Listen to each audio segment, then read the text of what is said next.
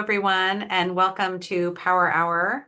We're really thrilled to have Eileen Devine with us again today. Always a very popular presenter because she really gets to the heart of the things that matter to us as caregivers.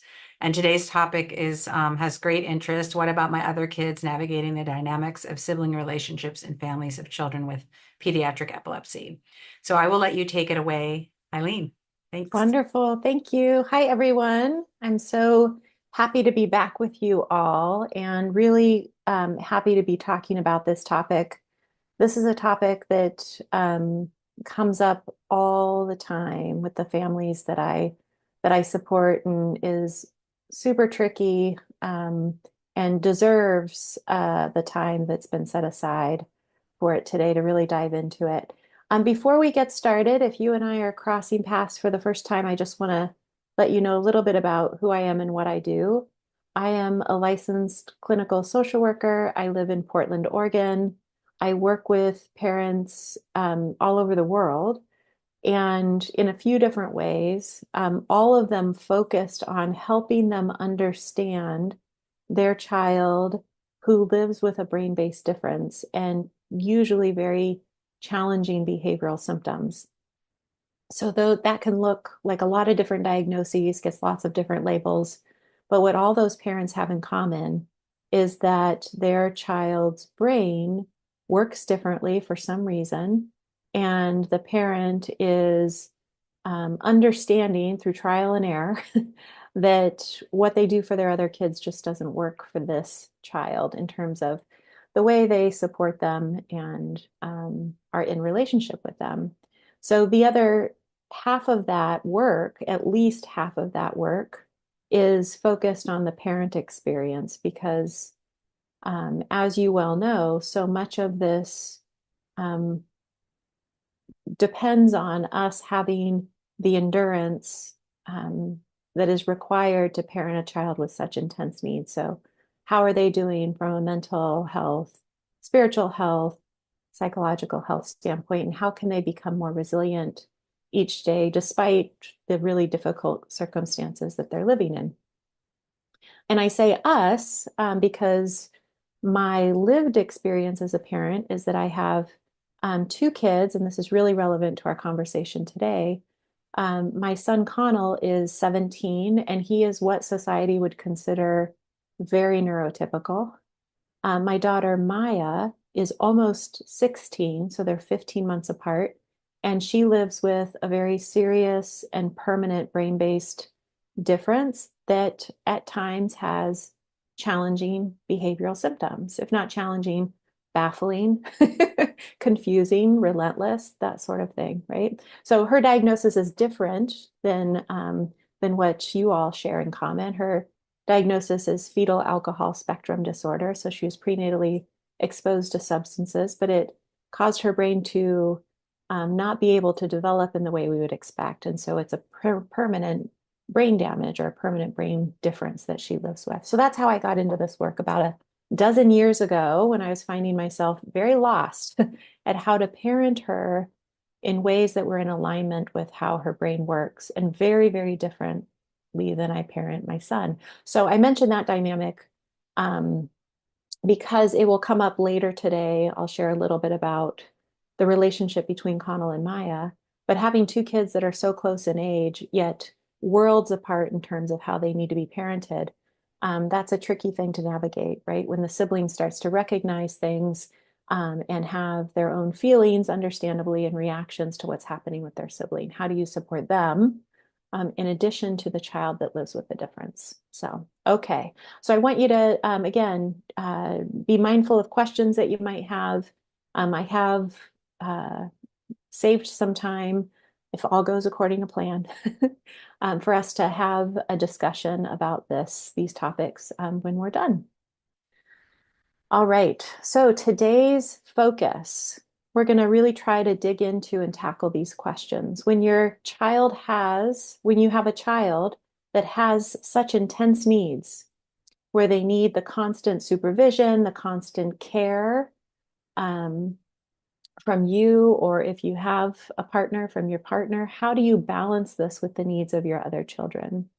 How do you support your neurotypical children when they have experienced trauma due to living with their sibling, right?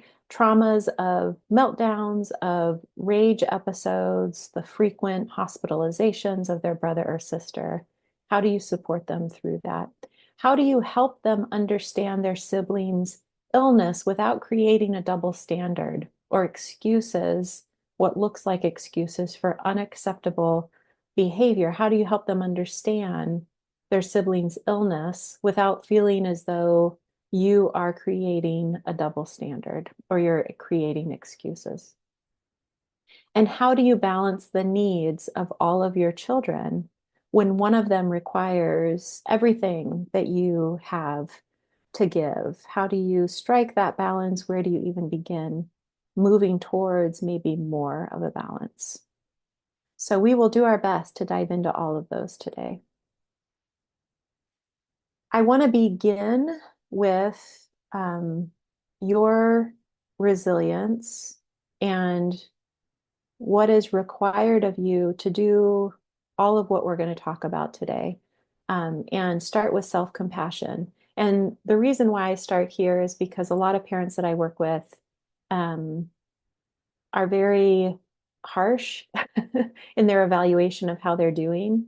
There's a lot of room. There's always more room for more self-compassion. But we also know that self-compassion buffers against, it protects against, it's a protective factor against depression and anxiety. We have research that shows us that.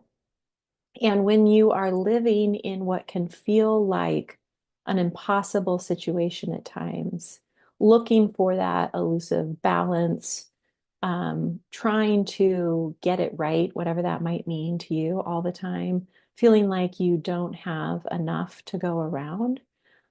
Self-compassion is absolutely a necessity, right? So that you can, again, have the endurance that you need. I'm not suggesting that self-compassion is going to solve all of that, but it is a really worthwhile place to start. So as we go through this information, what I'm going to be asking you to do is to reflect on what you've done in your parenting of the sibling children and what you might do differently, because that's what we're here to talk about. And to do that in a way that has lots of self-compassion and grace associated with it, right? Because oftentimes it's our natural inclination is to hear that suggestion or what you might do differently and be really critical of how you've maybe done things in the past. That doesn't get us anywhere, right? So trying to keep self-compassion at the forefront as you reflect on this today. Before we dive into the sibling experience, I want to take a few minutes to step back and remind ourselves of what is actually happening with the child who has the epilepsy, who has the brain-based difference. And the reason for this is we need to have our lens firmly in place, that lens being looking at them through this brain first lens. How is their brain? How is this all connected to their unique neurobiology? Because when we go to support the sibling children, we have to have that lens in place so that we can help them see their brother or their sister through that lens. So helping them understand their brother or their sister, and the illness without creating the double standard, without creating what looks like excuses for unacceptable behavior, begins with us being really clear on why we're doing what we're doing. Why are we parenting this one child differently, maybe drastically differently than your other children? Okay. So we know that all behaviors are directly tied to our neurobiology, our kids' neurobiology. Um, it's not something that just happens with our kids. It's a part of all of us. So when we're talking about neurobiology, we're talking about the brain and how the brain works, and also the nervous system.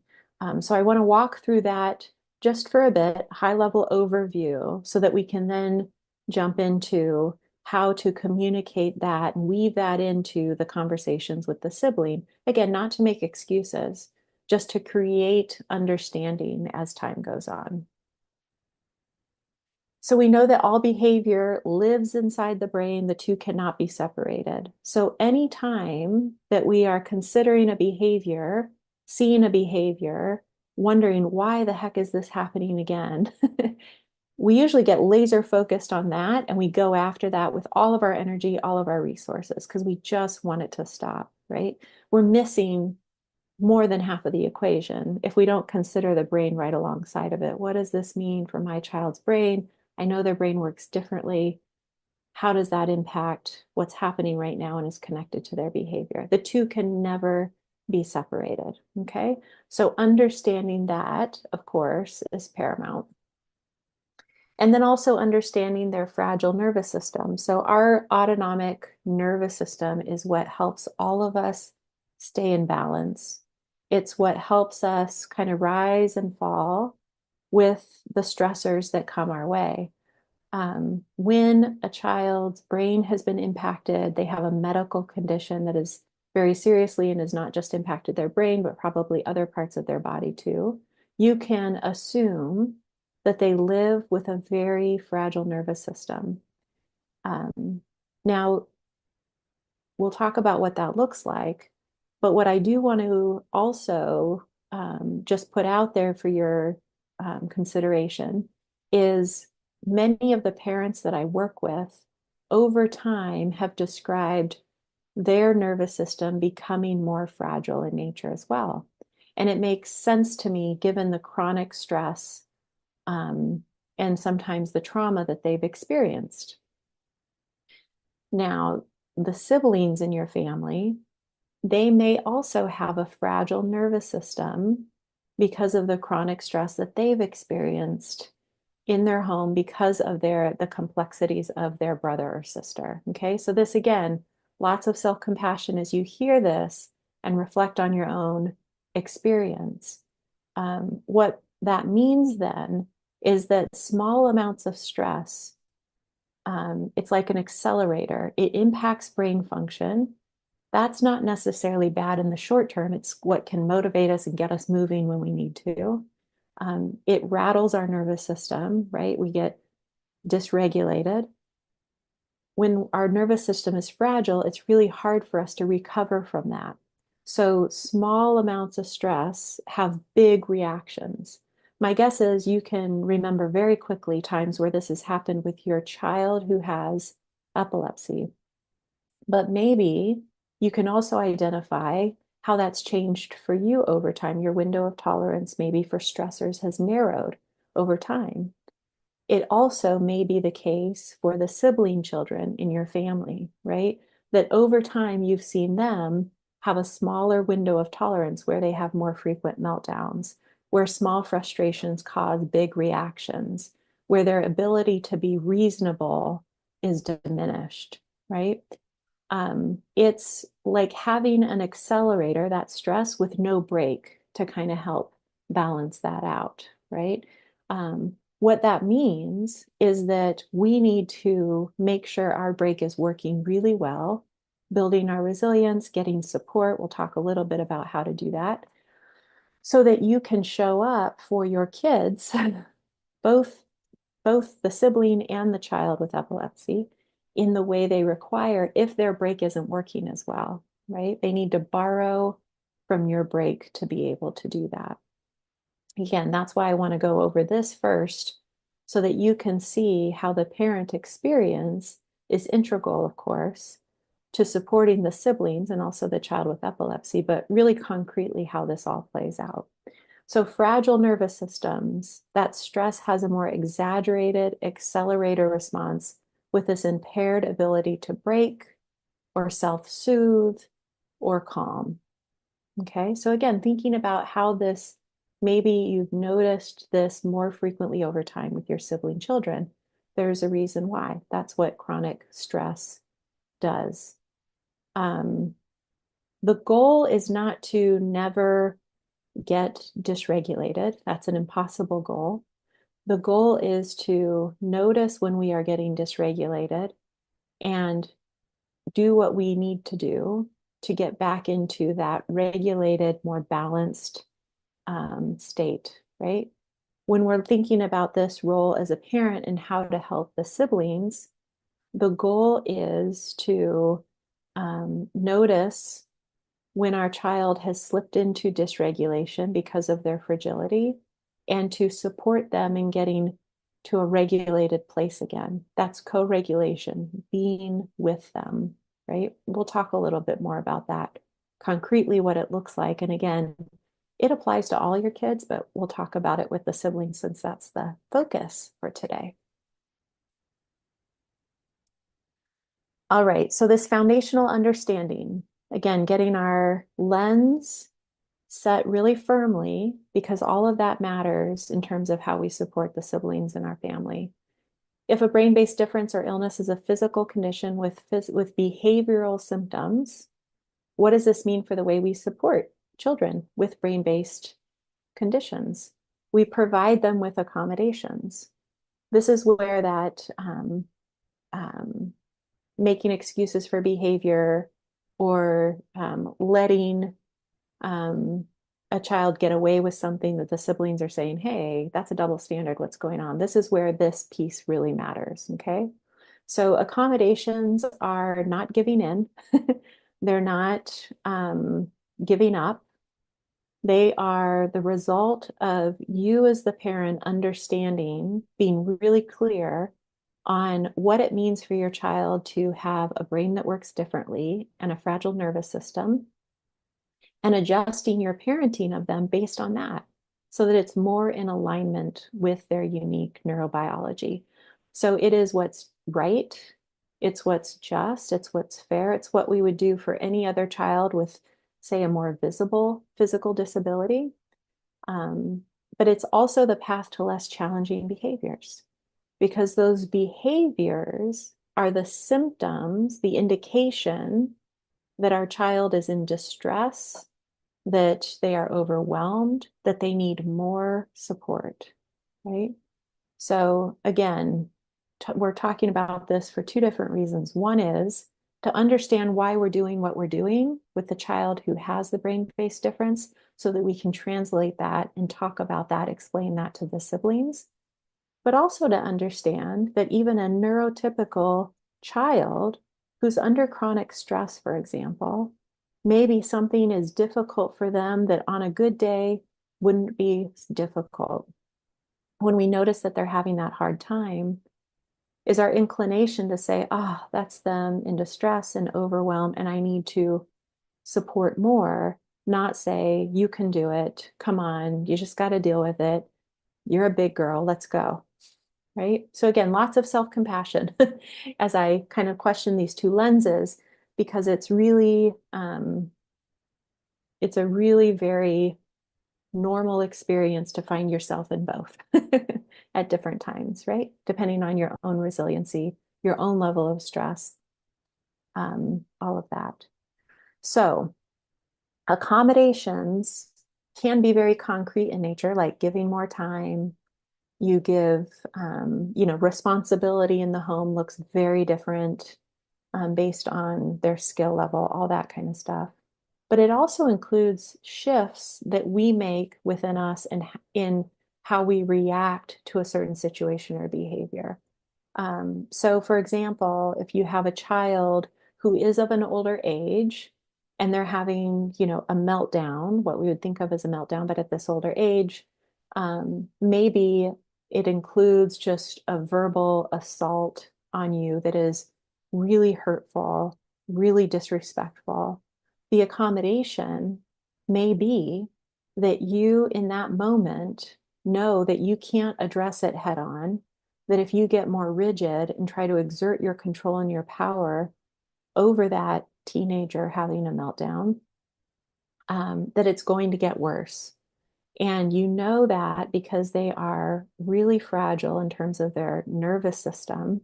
And so you make the choice and the decision to not do that. You don't address that verbal assault on you in that moment. You take another path of trying to co-regulate and get them to settle back in so that you can maybe then address the behavior later. It doesn't mean we don't ever address the behavior. It means we do it really differently than we would do with our neurotypical kids, okay? When we think of cognitive skills and where do we make accommodations, where do we have a different understanding of our child who lags behind in the cognitive skills, how is that then reflected in the way that you parent them differently than the sibling kids? And being really clear on why you're doing that, right? Um, I want to make sure that we're also including cognitive skills that are required to be in a reciprocal relationship with another person. These cognitive skills are the same as executive functioning or learning and memory, processing pace, things that we typically think about our brain doing for us, but they often get missed because they feel really personal. So things like emotional and social skills, a child being half their age, for example, in terms of their interests, in the terms of the way they act, like acting very immaturely, right? Doing something that's really embarrassing or inappropriate behaviorally, not knowing how to interact with their peers in socially appropriate ways, all of that kind of stuff. Cognitive flexibility is another one. So being able to go with the flow, being able to say, oh, this is what the whole family wants to do. Sure, it's not my first choice, but okay, we can do that, right? Or this is the movie everybody else wants to watch. Sure, okay, that's fine, right? Um, Being able to see the gray in situations, not to be just super, super rigid in the way that you think about things and the way that you react, being able to let go in an argument, right? Being able to transition out of behavioral loops and verbal loops. All of that, the inability to do those things is a cognitive skill set that when a child does not have those skills, it makes it super difficult to be in relationship with them. Now, again, the reason I'm highlighting this is because my guess is this is what really gets in the way of their sibling relationship. That their sibling, who maybe is quite a bit younger than them, is saying, what the heck? Like, why do we always have to do it their way? Why do they insist on, doing this every time? They're so selfish. They don't think about anybody else, right? The last one, these cognitive skills, is emotional regulation. So being able to tolerate frustration, being able to tolerate the need to wait, right? It includes being able to take somebody else's perspective into consideration, put yourself in someone else's shoes, connect the dots and see that, yeah, your words and your actions really impact those around you. That is really easy to see as character flaws. And oftentimes, when we don't have our lens firmly in place about what's happening there, it can't be translated to the sibling. So the sibling, understandably feeling really hurtful, maybe really resentful, because their brother or sister can't ever be flexible, can't ever go with the flow, can't ever put their needs kind of secondary, right? And the sibling saying they're just mean, right? That's about their character. They wouldn't use that language probably. For us to be able to help them understand this is part of their brain-based difference. And man, yes, it's hard, right? But that is what it is.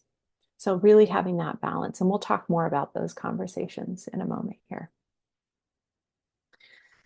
So what all of that is, in a nutshell, is really talking about those behaviors that I know can be incredibly stressful on the whole family, can cause a lot of chaos in the family and in the home, can take a lot of your time and energy. Being able to see them for what they are.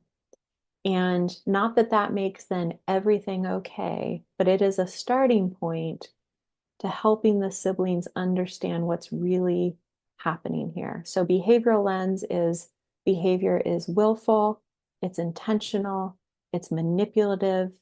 They just don't want to do it, right? And they're doing it to me on purpose. Looking at your child through the lens of their unique neurobiology, the brain first lens is, okay, they have a brain that works differently. They would be doing better if they could. They navigate the world really differently than I ever imagined because of their brain-based differences. There's some seemingly easy expectations or tasks that they can't meet or complete because their brain works so differently. And keeping that lens firmly in place, right? Understanding where that behavior, it's a symptom of something else. And then how do you address that?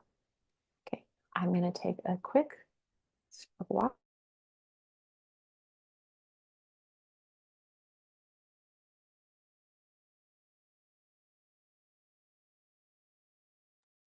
I've learned if I don't take my sips of water, then I start coughing.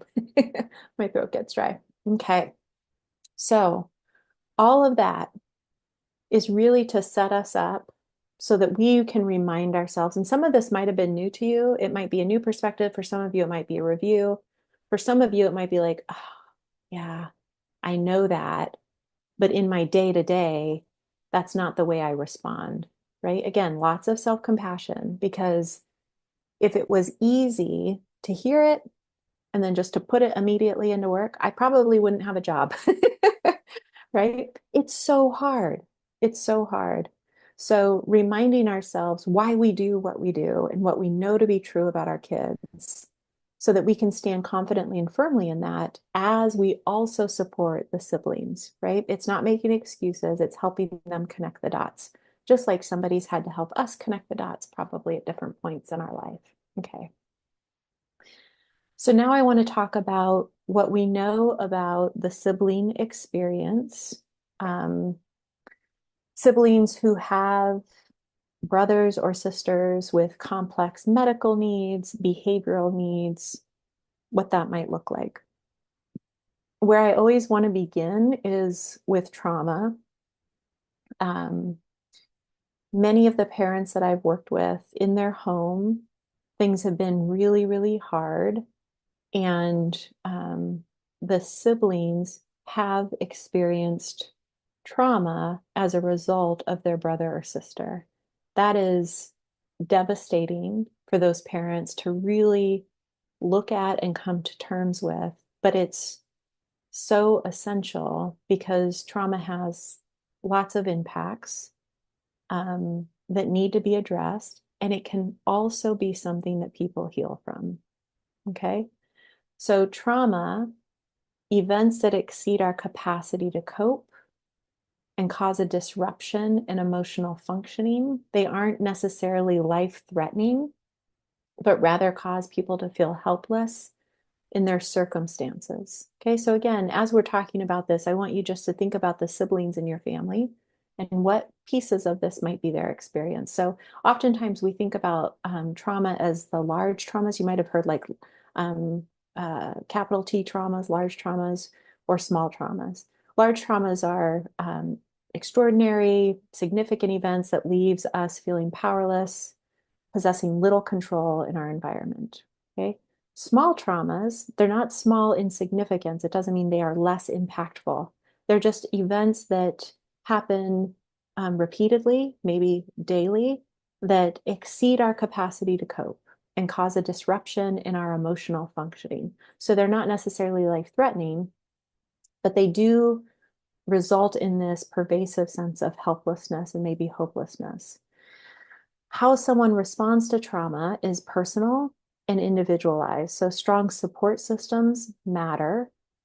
Some individuals who have histories of trauma have a harder time recovering than, for example, someone who has little to no traumatic experiences in their history.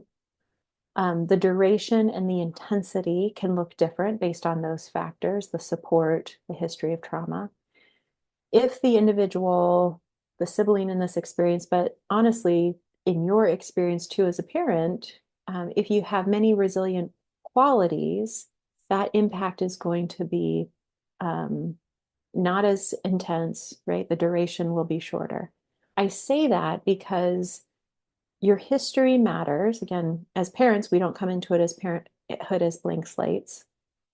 So if you experienced, for example, childhood trauma, oftentimes that is re-triggered in your parent experience and really makes it difficult to show up in this regulated way, right? With your break, like we talked about, um, to be there in that space for your child.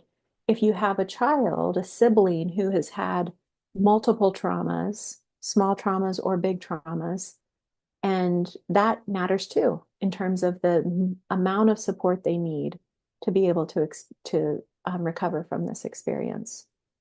There can be a hypervigilance, which is being on edge and knowing you're on edge, and there's not really anything to be on edge about, but you can't calm your body down, right? It's not a condition, but it is a way of behaving that is a direct result in many cases to trauma.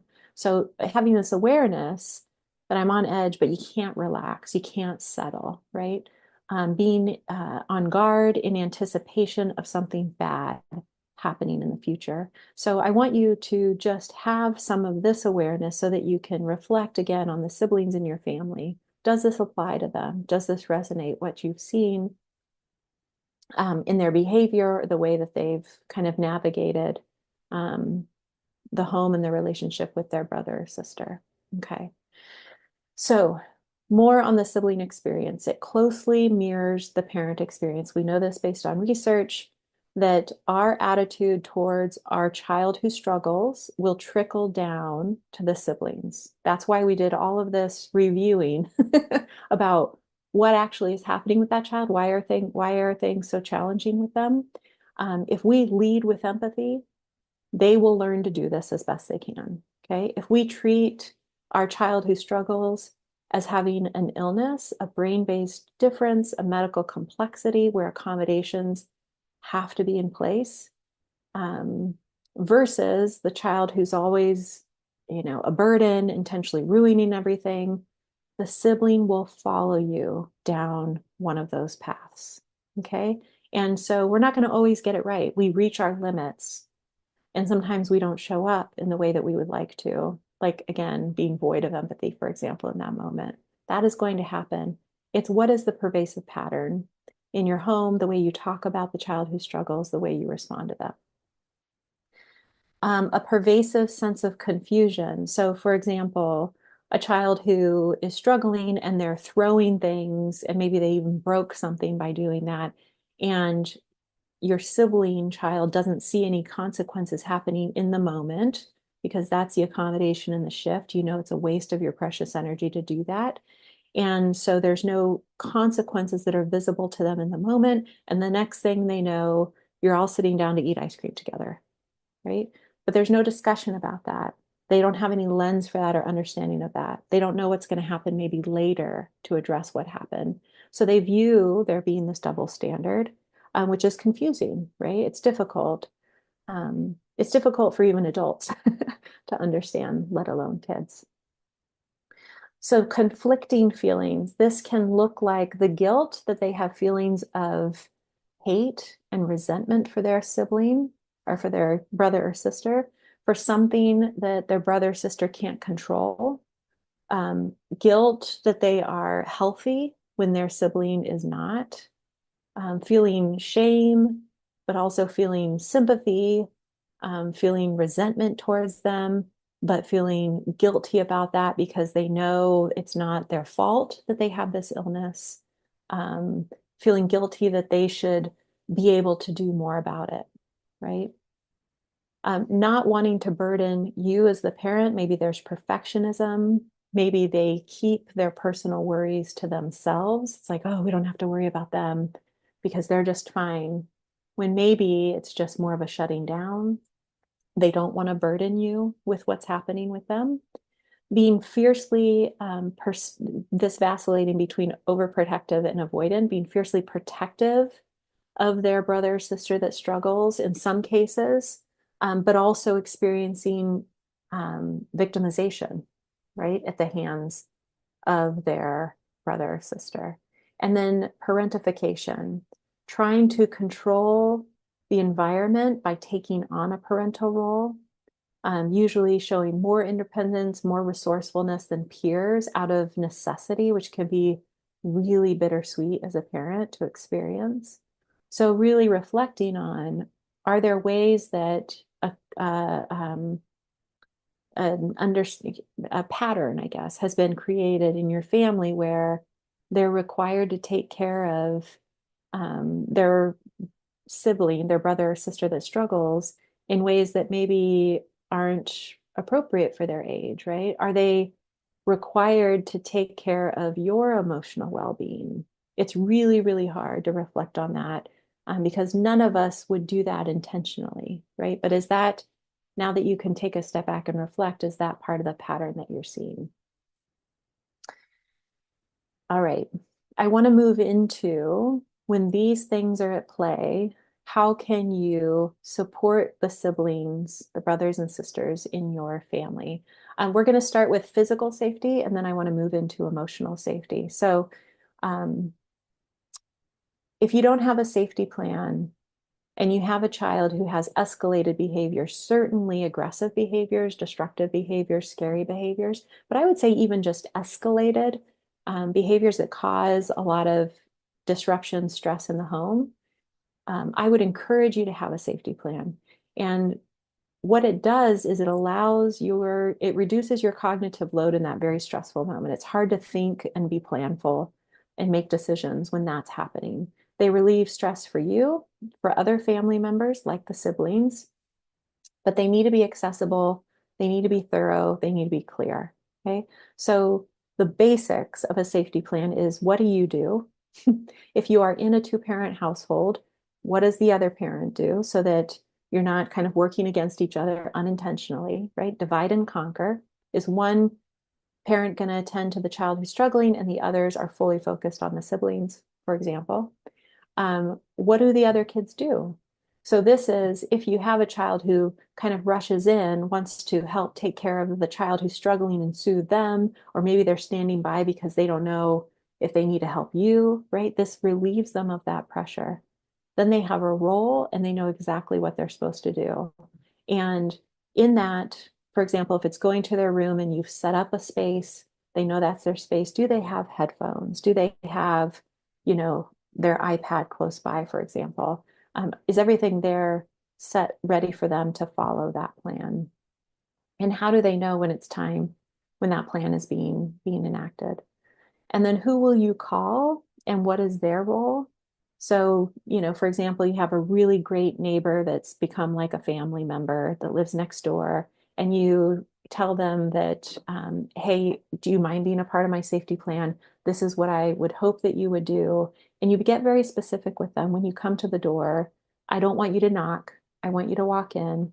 And I don't want you to come find me. I want you to go and sit in that chair in the living room. I don't want you to say anything, right? I just want you to be a presence unless I ask you to do something differently. Get real clear with them so they're not coming in trying to take control and making things worse unintentionally, right?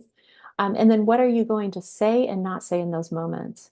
And the reason I mention this is because oftentimes our stress will get the best of us and we'll start talking too much, we're talking louder, we're trying to reason, we're trying to negotiate, we're trying to be logical with our child who's struggling when none of that is possible for them in that moment, right? So this allows you to remind yourself of, what am I going to do and not do? Am I going to offer food and drink to them? Am I going to say less? Am I going to not talk at all? Am I going to get low in posture, my body posture, whatever it might be? Okay. So what do your other kids do? You want to talk to them ahead of time. You want to rehearse.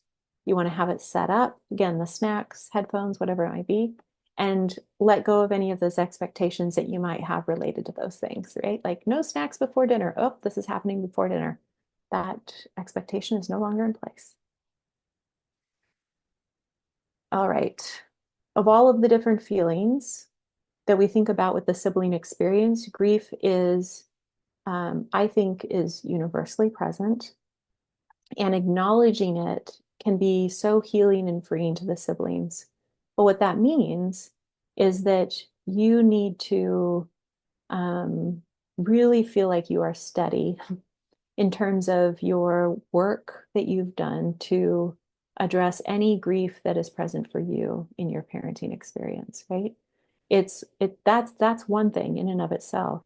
But to have a sibling coming to us with their own grief, related to their brother or sister. Like, we don't want to crumble underneath the weight of that. So being sure that you're getting your own support, working through your own emotional experience so that you can attune to your child, the sibling, when they come to you with really hard things, right?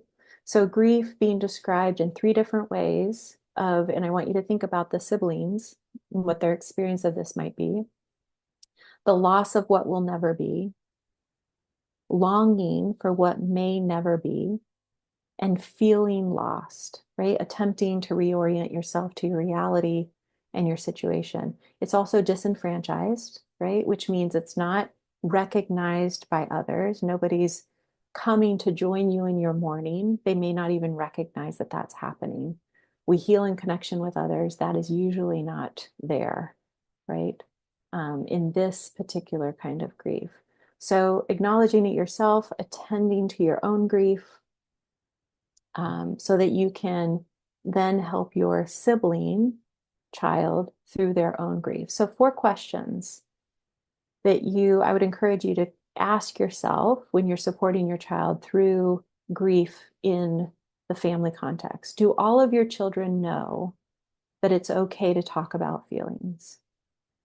And how do you know that they know? What's your evidence, right? Do they know it's okay to talk about hard feelings or uncomfortable feelings, and that you will be open to receiving that from them, that you can attune to them? Nothing is too hard for you to hear and to hold and to handle when they come to you with it. Do they know it's okay to talk about grief? Have you ever named it, right? Do they know it's okay to talk about grief that's specific to being in a family that has a brother or sister with complex needs and is sometimes really hard to live with? So when I'm working with families, we're looking at creating a culture in a family in which the kids can feel as though the grief is an emotion that they can tolerate and be with, right? We're not trying to erase it. That's an impossible task. It's, can we help them tolerate it and be with it to move through it, right? So those are the things that I'm looking for. Um, and the questions that I think asking yourself might help you identify if that's possible. Okay. I wanted to highlight trauma on its own. I wanted to highlight grief on its own. These are some other ways that you can think about supporting the siblings in your family. So we talked about trauma, recognize the intensity and the severity of their experience if it has indeed been traumatic.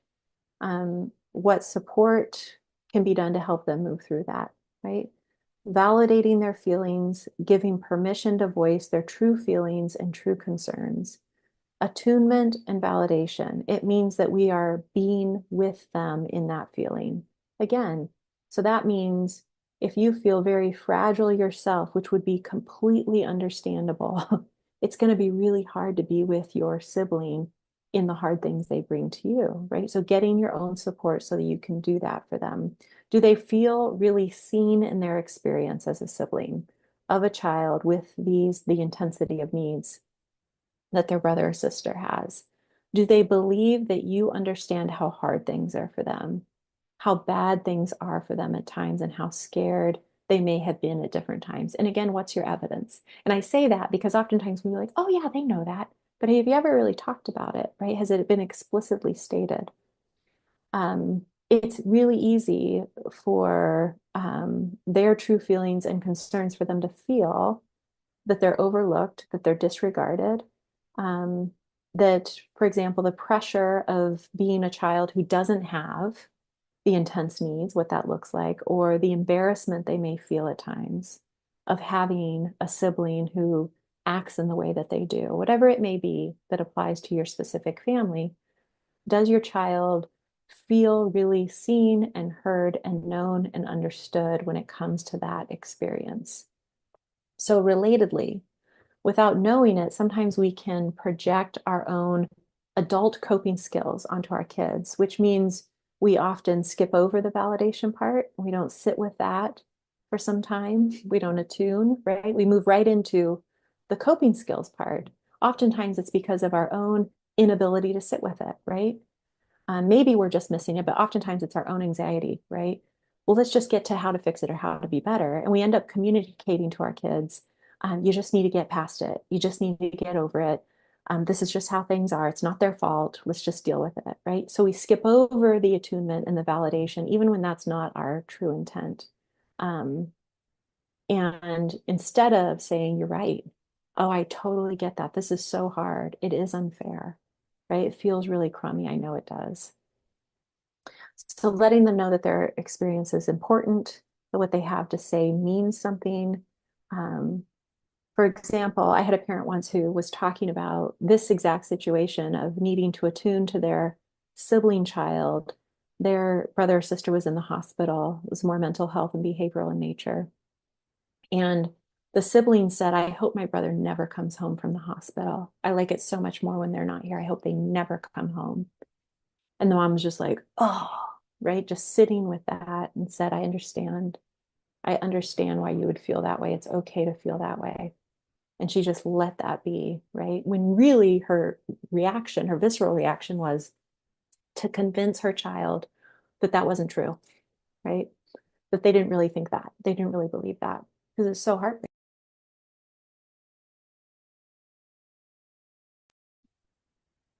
Okay. We've talked a lot about how to shift our lens so that we can help shift the siblings' lens, validate and attune. And then after that, move into, I totally get it. It is hard. It is under what I know to be true about your sibling, your brother or sister is they would be doing better if they could. Part of their disability means this. Their brain working differently means that, right? And I know it's still so hard. It's still so hard.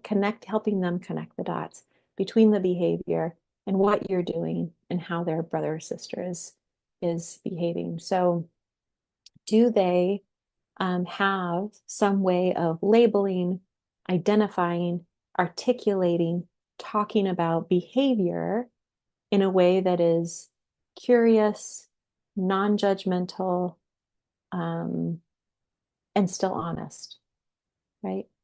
That's the balance, right? That's the balance. Do your sibling children truly understand what it means for the brain to have been impacted and what that means for this particular disability, but also their brother or sister? Do they understand what it means to have a vulnerable nervous system in the way that we've talked about it, right? The brake, the accelerator that's always, or the, sorry, the accelerator that's always on, the brake that's not working well. It's narrow window of tolerance, really seemingly insignificant things causing big reactions. Like what that's about, not trying to excuse it away, trying to provide context, right? And a sensitized stress response system, an overactive stress response system. Seeking out professional support for the processing and developing of coping skills is needed. This would also be such a huge support to all of you. So you're not in this alone, right? You have others who are providing the context and the support.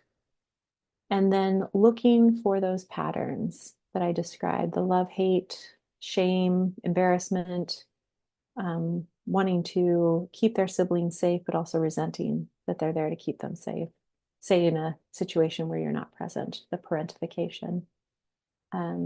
Just being on the lookout for those. And again, lots of self-compassion, understanding that this all is as hard as you think it is. And that also, it doesn't mean that your sibling can't have an experience where they over time grow in their understanding of their brother or sister in ways that feel better to them, right?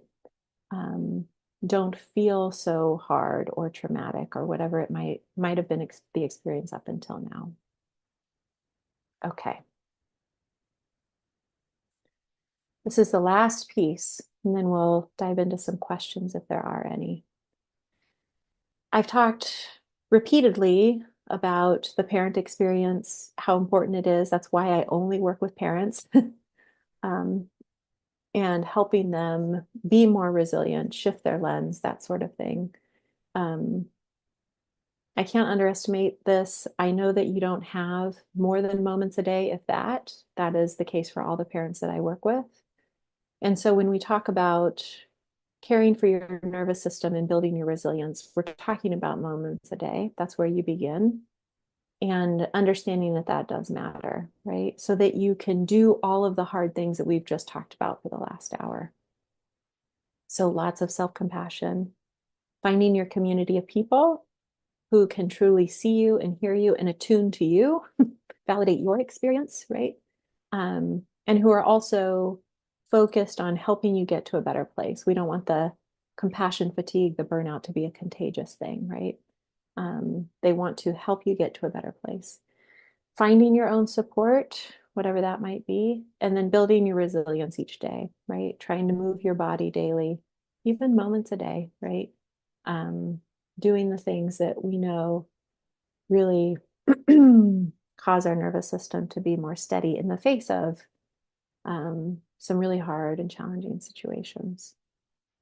Okay, here is my website if you want to know more information about what I do, or I have lots of blog posts that are on there that parents find helpful looking through. And I also have a podcast that's just launching next Monday, November 11th. So you can find that by searching for my name next Monday.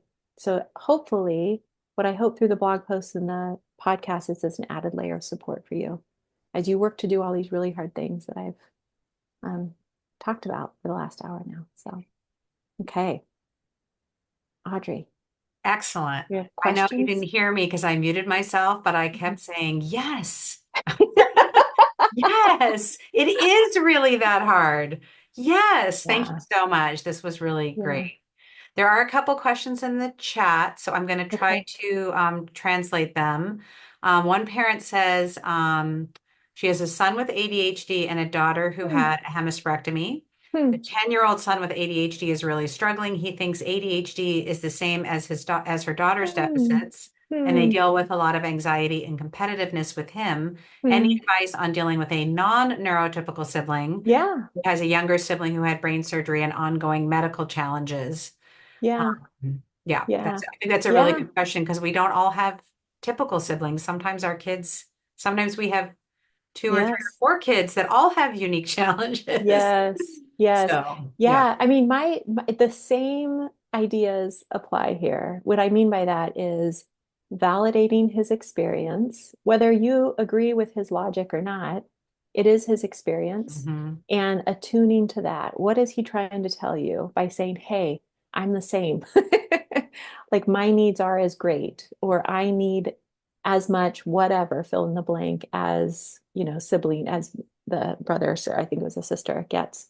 And being curious about that, right? Not Hmm. trying to push against what his reality is. And then there is some truth, right? ADHD is a brain-based difference. It points back to the brain. Maybe not as severe, maybe not as intense. I don't know that for sure. But there are some differences with him that Hmm. need over accommodating than what you would do for a 10-year-old, that need more. He probably has an overactive accelerator with a brake Hmm. that's not working. The same concepts apply, right? And so being able to validate his experience and know that he's communicating, I would imagine, hey, I'm having a hard time and I Yeah. need this too. And you may Um, have already mentioned this, or you may have said it in previous talks because I've heard you speak so many times, but I think you once said something about asking the sibling what it is that they want. And sometimes it's very small. Like, I just want to have 15 minutes with you every Sunday before my soccer game, or I yes, just want to have one night a week where we sit on the couch and watch TV. And they will yes, feel like, so it's, I think sometimes we feel like we have to do equal. And yes, our kids are smart and they recognize when someone needs more in some cases. And yeah, sometimes you can just ask and they will tell you something that's actually not that big of a lift. yes, So it's possible since the older child is older, if you acknowledge the struggles and then offer, well, what do you want to help feel more seen and validated, and yes. so. Yes, that brings to mind another piece that I didn't mention, but if you are fortunate enough to be in a two-parent household, to really spend some time thoughtfully considering how you divide and conquer with that Mm, attention, not just in the big moments. I feel like some parents are like, we've got that covered. Like we have our dates, we go out, we make sure but in the smaller moments, like for example, in my home, when my daughter was younger, dinner time was impossible because of her lagging skills. It was a very stressful um, ordeal for her. And so my husband and I were like, we've got to get this under control. mm, One of us is going to be assigned to her every alternating dinner. We tried mm, that. And the other one does not attend to her, right? That is no longer our focus. Our focus is our son. So mm. what happened in his day, the stories he wants to tell, that were continuously being overridden and ignored by her behavioral needs, Yeah. right? Yeah. So that even just those like daily things that that divide and conquer, so that the other sibling feels like, okay, I have this time too. Hmm. Hmm. A couple more questions. Okay. One is about, do you notice any trends in birth order or age gaps? So for instance, if the firstborn is neurotypical, if the firstborn neurotypical child is 6 years older, or if the affective child is older, and then when siblings are closer together, do you notice any trends? Better, worse? No, No. no, I really don't, because I think no matter what, the child who struggles impacts the child, no matter the age difference or the Yeah. age. An older child maybe has more maturity to understand the situation for what it is, but it's still going to be really hard for them. Mhm. What I Yeah. do see sometimes is younger kids saying, they're older than me. Like, why aren't they doing, like, taking on more responsibility? Or why are they misbehaving? They should know better because I'm older, right? The Hmm. the younger child starts to surpass the child who struggles in maturity and skill level, whatever it might be. That's a conversation to have. Like this Hmm. is why that's happening, right? Hmm. When Connell, my son, I remember he was in kindergarten and he was getting very frustrated. I remember where we were when we first had that conversation about this is how Maya's brain works differently. Yeah. And in a kindergarten way. And it was repeated conversation over and over and over again, right? Where he, after that repeated conversation, lots of support, that fair does not mean equal. Like we talk a lot about that in our house too. Fair does Hmm. not mean equal. He's Yeah. like, I get it, right? But it took time. It didn't change overnight, right? It's Hmm. lots and lots of conversations with examples and all that kind of stuff. Yeah. There is another question, and I think I'm going to answer it first, if that's okay, Okay, and then let you sure. respond. But so it's the question is, my 6-year-old has experienced watching traumatic seizures of her sibling and then Mm, being taken in an ambulance over a dozen times. They're only 2 years apart. I believe she's more calm when she can participate, but family has tried pushing to separate her in the moment, and it has resulted in her hiding from those family members and lashing out at them. And there's a second part to the question, which I'll come back to. So I would like to respond to this because we ran a pilot program in the Pediatric Epilepsy Surgery Alliance for 2 years, which was a monthly support group for teen siblings who had epilepsy surgery and had chronic epilepsy. And the number one message I heard was, we know something is happening and we're tired of being left out of it or being told that it's not, we don't need to deal with that, or we're going to hide this from you, or pretending it's not happening. And 6 is pretty young, but my guess is, and you're the therapist, Eileen, so I'm going to let you comment here, but my guess is that that response, her lashing out, is saying she's communicating, right? Her behavior is communicating something that is possibly saying, I want to be there when these things happen because I want to see my sibling when they're struggling and I want to be there for that. Now, I know there's like emotional capability at the age and yeah. whatnot. And then I'm going to ask the second part of the question. I'll let you answer both. How do I tell my 6-year-old her sibling's going to have brain surgery when they seem okay lately? And this is a big question, and we could probably do a whole power hour on Ooh, this topic in the new year. So we might not get to all of that, but give us a quick response because I know we're already a little bit over time. Uh, yeah. yeah. The first part, I think that if your 6-year-old is able to communicate to you why they're doing what they're doing, they may not be able to, but if you can have age appropriate conversations with them about when this happens, the seizure, the ambulance, I noticed you do this. I noticed Mhm. you get upset with this. Like, why is that? Can you tell? Because some kids, you want to make sure it's not that they feel this responsibility, like I have to take charge and do that, that parentification, that and And if they Mhm. do feel that way, then addressing that, right? The other piece is the safety planning piece. Do they know an alternative plan? And Mhm. have you rehearsed that? And have you talked about it? Have they had input into it? This is what I want to Yeah. do, Yeah. So making sure that you have that plan too. Um, the other piece about the discussion about an upcoming surgery, again, age appropriateness matters. Mhm. I don't know if you have any resources, Audrey, in terms of informational stuff for kids to explain that. You may not, or some other resource. There was a young girl in our community who I think she herself had uh epilepsy surgery, and she did a little animated video. It's on our YouTube Hmm. channel. That you want to watch it first and make sure, but it's a computer generated, I think she hand drew part of it, and then but that's nice because it's animated. I know there are some books about epilepsy. Um, it's a really good question. I think this is clear need for a resource that maybe is a Yeah, little better. yeah. We also had at our conference this summer, we had Courageous Parents Network come and present. Hmm. And the presenter did that I watched was talked about shared decision making and how as partners in a marriage or the co-parenting or whatever it is, how do you recognize what one person's role is or approach or how they respond to questions versus another? I thought that was really powerful. And my guess is they have some resources for siblings and other family members as well. So I'll dig those up and include Great. them in the resources I send in follow up. Yeah.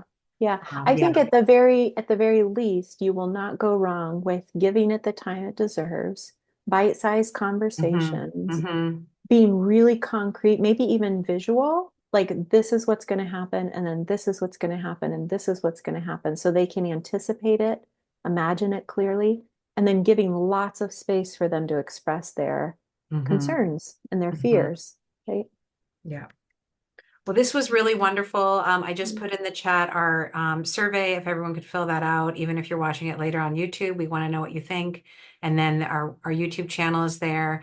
And if I'll put my email in the chat too, and Eileen gave you hers, but if you have further questions, you can just email me as well. And things like additional resources, I always like to know what it is that we need. So thank you again for your time.